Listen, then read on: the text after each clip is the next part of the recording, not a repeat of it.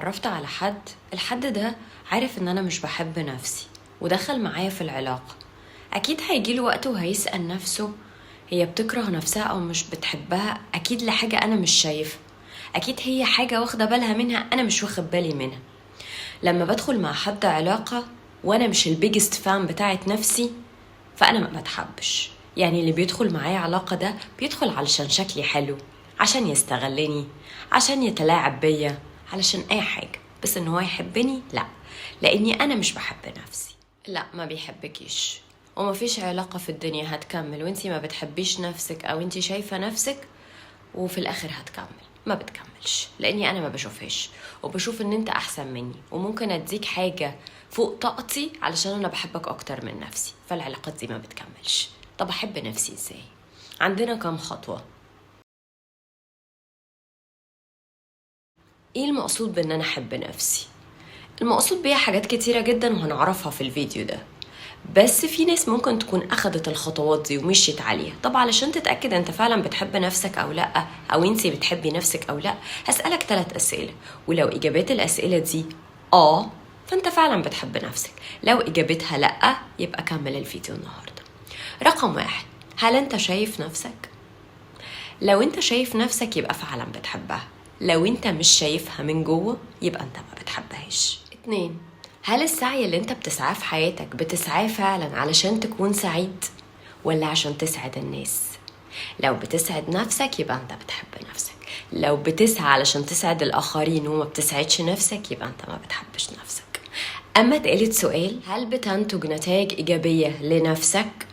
لو اجابة الاسئلة دي فانت بتحب نفسك ومش محتاج ان انت تتفرج على الفيديو. اما لو اجابتها لا فانت محتاج تركز قوي بورقة وقلم وتكتب الخطوات اللي هقول عليها. اول نقطة هي ازاي احب حد معرفوش.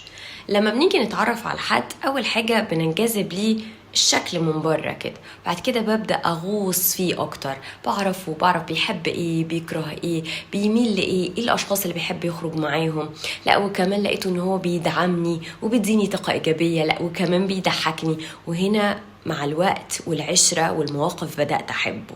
هي بالظبط أول خطوة السلف أويرنس، إن أنا بعمل مع نفسي علاقة حميمية، ببدأ أعرفها وبركز في تفاصيلها قوي، ببدأ إن أنا أغوص فيها. إيه العيشة اللي نفسي أعيشها؟ طب إيه اللي بيناسبني؟ دايما كده شغلة بالي، أنا ببقى شغلة بال نفسي قوي، وبحب يعني أفهم كده إيه اللي بيحصل جوايا، بتأمل كل ردود أفعالي، بشوف الحالات اللي أنا بكون فيها ببقى عاملة إزاي من غير حكم ولا انتقاد. مش عارف أعمل ده لوحدي أو مش قادر أوصل لكم من الوعي اللي انتي بتقولي عليه ده، روح لمعالج وخليه يساعدك، وبيساعدوك كتير قوي بالخطوات وازاي نمشي عليها واحدة واحدة. بس عشان أتحب زي ما انت عايز تتحب لازم تحب دي الأول، ودي كانت اول خطوه. فاول خطوه دي اوقات كتيره ما بتعزل نفسك بقى عشان تبدا تتعرف عليها وتخرج لوحدك كتير وكده، بيبدا يجيلك اصوات، لازم تبقى عارف ان ده صوتك ولا inner voices، يعني اصوات خارجيه مش صوتك انت. اللي هو الصوت بتاعك انت بيبقى صوت هادي كده، وبيبقى دايما بيتكلم معاك بهدوء او مش بينتقدك او بيحكم عليك. لكن الصوت اللي بيبقى الانر فويسز دي اللي مش بتبقى انت، بتبقى عامله زي ايه، ثابتك يا فاشل يا ضايع يا اللي معكش قرش، هتروح تتجوز واحد احسن مني يا ولا انت فاكر انك هتجيب درجات بجد؟ يا عم اجري يا عم، انت كده كده ساقط اصلا، فقوم بقى نام لك كده ولا شوف لك حاجه. ده مش صوتك ما بيوقفلكش على الواحده، ده صوت يا اما اب، مجتمع، مديرك في الشغل، دكتور في الجامعة، مدرس عندك، او خطأ او تفكير خاطئ في الدين. دي الاصوات مش صوتك، فلازم تبقى مفرق ما بين صوتك والصوت الخارجي الانر فويس نفسه، علشان تبقى عارف ان الصوت الداخلي بتاعك مش بيهاجمك، او الصوت بتاعك بيحاول يلاقي لك حل، لكن الخارجي بيبقى حاجة تانية خالص.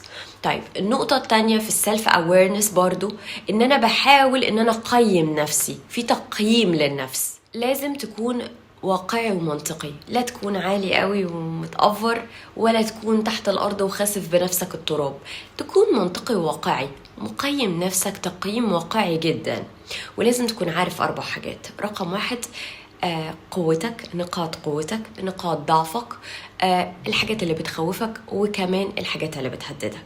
اي حد فينا عشان ما تسمع تهديد دي، اي حد فينا بيتهدد، اي حد فينا معرض ان هو عنده نقطة تهديد. لما حد بينتقدني انا بتهدد، لما حد بيسيبني او فكرة ان حد يهجرني دي بيعلي صوته عليا، ده بيهددني. اماني المادي الاجتماعي ده بيهددني. في حاجات عند كل واحد فينا، في حاجات بتهدده. فانت لازم تكون واعي لل4 نقاط دول علشان تقدر تقيم نفسك تقييم صح، وتكون واضح مع نفسك في وضوح، مش بتعيش دور مش دورك، ولا بتنزل لتحت الطبع. بعد السلف اويرنس، السلف اكسبتنس، تقبل النفس. تقبل النفس ان انا مهما شفت من نفسي، لان انا اللي بكتشفه عن نفسي كل يوم، في حاجات مرعبة كتير. ما افتكرش ان انا كل اللي هكتشفه حلو وقمر بس، لا، في حاجات كتيرة مرعبة، وعمري ما كنت واخد بالي منها غير لما بدأت أركز عليها وبدأت أشوف نفسي بجد. فكل لما تكتشف تقبلها، ما ترفضهاش ولا تحكم عليها ولا تنتقدها. الثانية في السلف اكسبتنس ان انا بلعب حاجة اسمها الأبوة الداخلية، ان انا متقبلة نفسي في كل حاجة. ندي مثل، سارة متقبلة نفسي قوي، بس انا محتاجة شعري يبقى لحد هنا وهحبها اكتر. سارة انا متقبلاكي قوي، بس انا محتاجة ان انت تزيدي 10 كيلو هتبقي احلى. لا، انا بتقبل نفسي في كل حاجة. انا حلوة مهما حصل، عندي عيوب كتير، تمام، انا متقبلاها، بكتشف نفسي اكتر وبعالجها وبحاول ان انا اكون احسن. فانا متقبلاها زي ما هي، فبحاول ان انا العب الابوة، ان انا لا، انا متقبلاها، انا بجد متقبلاها. ولو فشلت في تقبل نفسي self acceptance، انا مش هعرف اخش الخطوات اللي بعد كده، اللي هي برضو مهمة زي اول خطوتين. فانا لازم اكون واعية، لو مش هعرف اعمل ده لوحدي بروح لمعالج يشتغل معايا، ما بشتغلش لوحدي. طيب لو معيش فلوس ان انا اروح لمعالج او حاجة، ممكن تستخدم حاجتين ممكن يقدروا يساعدوك: المديتيشن، او تنزل ابلكيشن للمديتيشن، وممكن احط ابلكيشن في اول كومنت تحت عشان تشوفوه، انا كنفسي بحبه جدا. والحاجة التانية ان احنا نعتزل عن الناس، نقعد كده في ركن لوحدنا، نلعب شخصيتين، نشوف اللي لينا واللي علينا، ونرتب افكارنا، واكتشف نفسي اكتر. تبقى قاعدة جميلة جدا. ثالث نقطة هي الثقة في النفس. النقطة دي مهمة جدا. أوقات كتير احنا بيكون عندنا ثقة بنفسنا كبيرة جدا، بس بتروح بسبب دخولنا في علاقات كتيرة، اتعرضنا للخذلان، للهجران، اتعرضنا للنقد، حاجات كتيرة، فتاخد مننا الثقة بالنفس، وما بقيناش عندنا ثقة في نفس ولا في الآخرين. طيب أنا عايزة أفهمك حاجة في الجزئية دي. في كل علاقة أنت دخلت فيها كانت في حتة فيك من جواك بتبقى عايزة تخدمك، بس هي مش واعية ازاي تخدمك. كانت بتحاول تلبي لك احتياجاتك، بس على حسب مقدرتها والوعي اللي عندها. ما كانتش ضدك، ولا كانت عايزة تخليك تفشل في العلاقة، لا بالعكس، دي كانت معاك جدا، بس ده اللي تقدر تعمله أو ده اللي تقدر تقدمه. فالوظيفة هنا انك علشان تخدم نفسك او تفهمها اكتر، محتاج انك تقعد بالورقة والقلم وتفهم كل رسالة دخلت لك من كل علاقة انت دخلتها. انت اتعلمت ايه واخدت من الشخص ده ايه واتعلمته. هنا مع الوقت والشغل الكتير، وانك خلصت اول نقطتين ووصلت للتالتة، هتلاقي انك بدأت ترجع تثق في نفسك. الا الناس اللي بيلعبوا ادوار الضحية: انا اتظلمت، انا اتحط عليا، انا مش هسامح، انا اتهجرت بشكل مؤسف جدا. وبيطلع من الشخصية دي الشخصية الاعتمادية، اللي لازم اكون في علاقة مع حد علشان اعتمد عليه واكون مسؤولة منه، وكمان اثق فيه وهو يديني الثقة في نفسي. فالشخص ده استحالة يثق في نفسه، واستحالة يوصل لنقطتين إلا لو بجد فعلا عرف المشكلة فين وبدأ يعالجها، ودي مش هيعرف يعملها لوحده، لازم يروح لمعالج. لأن أي شخص هيوصل لمرحلة التالتة هيبقى عارف ان التأثير على قدرة تغيير الأحداث بتبقى من جوه مش من بره. لكن الشخص الاعتمادي او اللي على طول عامل دور الضحية هيشوف نفسه ان انا ما عملتش حاجة، وان انا مش في ايدي حاجة، لان كلكم اللي جيتوا عليا، انتوا اللي اذيتوني، انتوا اللي وجعتوني، انتوا اللي بتسيبوني.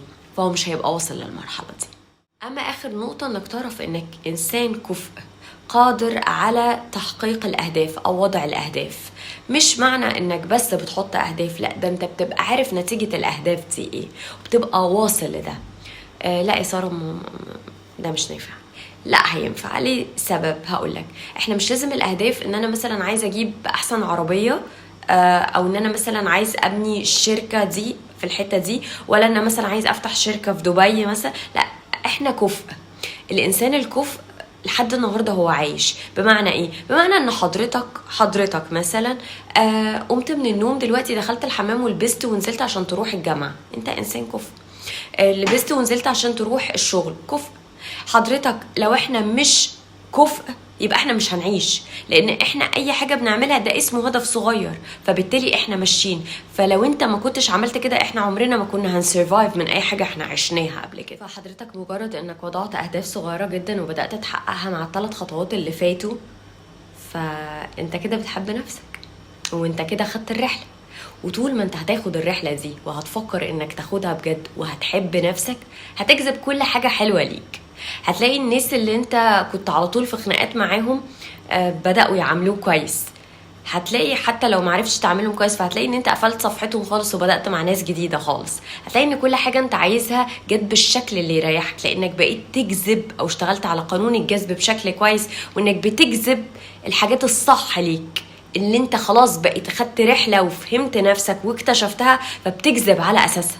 غير لما تكون غير واعي ومش فاهم يعني ايه انا ومش فاهم يعني ايه نفسي، عمال تجذب في ناس اصلا، فمش هيجيلك حاجة شبهك ولا هتبقى ليك.